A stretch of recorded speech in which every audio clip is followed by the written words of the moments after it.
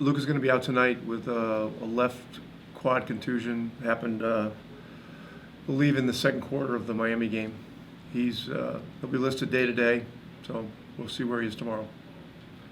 Other than that, everybody else is available.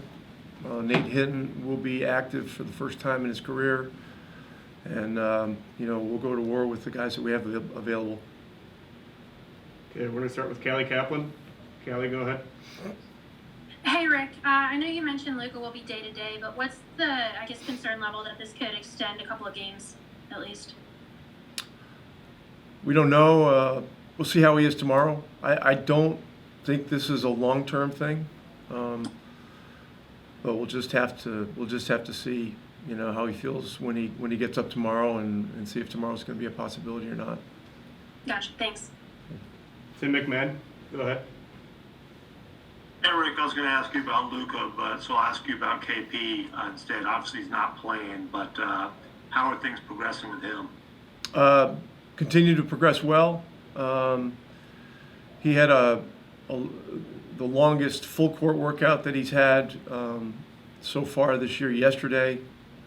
Played full court, I think, for about 35 minutes with our young guys and some of our lower minute guys. Did well. He's feeling the fatigue in his legs, which you can certainly understand. This is all part of the process of coming back from a minor surgery 2+ months ago. And so in terms of a timetable, he's been cleared for contact in practices, which you're aware of. Yesterday was not a practice situation, as we really just met at the plane. So as we look at this week, there's no practice today or tomorrow, obviously, with 2 games. Tuesday will be an off day coming off the back-to-back, and then Wednesday will be a practice day, and then we leave for Denver. So there's nothing imminent with him playing in terms of a target date, but we're a lot closer than we were. Okay, Mark Follow, go ahead. Rick, the season before you got here, Paul Westphal was an assistant coach on the staff with Avery.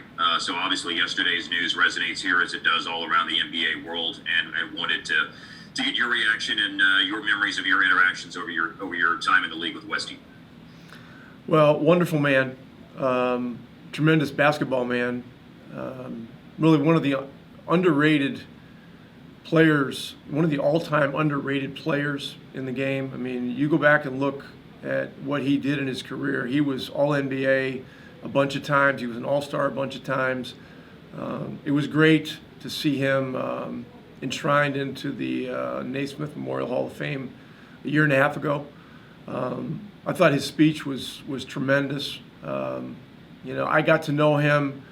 I never really knew him at all. And then I did television for Seattle during a year when I was doing kind of a sabbatical, and I was doing simulcast for them, and got to know him under those circumstances. And he was just a tremendous person to be around, very giving, and I was not aware that this struggle was going on, so it was very, very shocking to me. So obviously, thoughts and prayers go out to his family.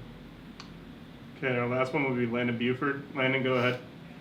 Hey, Coach. I just want to know your, where do you see LaVine's, where is he underrated in his game that people don't pay too much attention to from your perspective?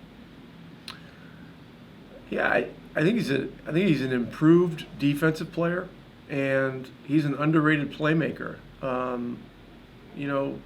More times than not, people will characterize him as a scorer, a guy that can score in bunches, a guy that has the ability to get very hot. I consider him a great shooter. I think if you give him an open shot, he's going to make it. But the other parts of his game are on the come, and I just see more and more growth each year, and so I think you know, as you look at young players in the league, I don't know what his age is exactly, but he's still very, very young because he came out of school early. You know, he's going to be around a long time, and he's going to continue to make more and more of an impact in this league. All right, thank you, Coach. Thanks. All right, everybody, we'll be in touch after postgame. I think we got about 25% of the 50-50 balls. They just beat us to them. And look, we shot ourselves in the foot with some missed free throws and some other things. But, you know, in the end, you know, Chicago played a better game than we did. And, you know, we just didn't do a good enough job. Okay, we're going to start with Callie. Callie, go ahead. Hey, Rick, how does not playing with either one of your star players impact the progress that you want to make towards being a more consistent team and just kind of being in a better rhythm overall? Okay, tonight was all about our team in general, you know, and the next guys being ready to step up. And we had some good stretches, but we just didn't have enough collective ilk to get it done. And they hit some hellacious shots in the second half, but you know, we didn't do enough things to make them miss enough shots. And then, you know, you got to come up with balls that are up for grabs and equally available to either team. And you got to get at least half of them. And, you know, coming up with a quarter of them is just not good enough. Thanks. Okay, we're going to go with Dwayne Price. Dwayne, go ahead. Rick, could you just talk about the way Jalen was able to step up tonight with the 31 points?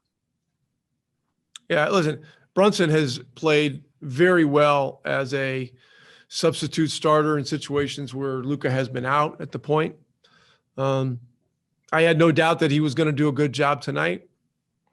And, you know, he was one of the guys we only had a couple of guys that were pluses on the whole team, and he was one of them. So he did a good job, you know, and he's always going to be ready. Okay, we're going to go Eddie Sefko. Eddie, go ahead. Hey, Rick, regardless of whether Luka plays tomorrow or not, how tough of a turnaround is this, knowing that Wall is playing pretty well now and Harden may be back? Listen, we just have a very difficult schedule to start the season. You know what? It's a game tomorrow. We're coming off a disappointing game tonight. I mean, I'm looking forward to competing again. I'm pretty sure our guys are too. You know, we got to play the schedule out the way it falls for us. And bitching about it's not going to do any good. You know, it's just not going to do any good. We got to have a good attitude about it and go down there and compete our butts off.